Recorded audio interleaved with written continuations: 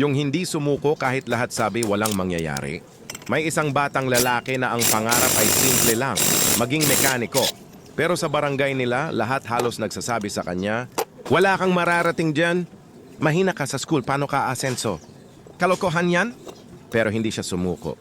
Kahit lumang gamit, kahit kalawangin ang tools, kahit puro second-hand ang piyesa, araw-araw siyang nagpa-practice, inaayos niya bike ng kapitbahay, motorsiklo ng tropa, kahit hindi bayad, basta matuto. May isang araw, dinala sa kanya ang pinakasira at pinakawalang pag-asang motor sa buong barangay.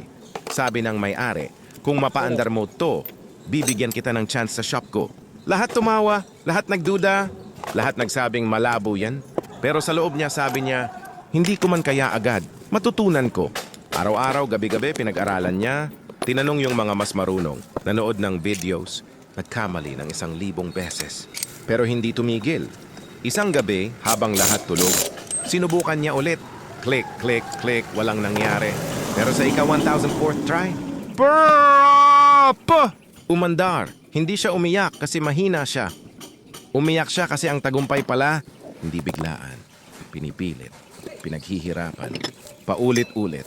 At dahil doon, natanggap siya sa shop, lumaki pangalan niya, dumami tiwala sa kanya.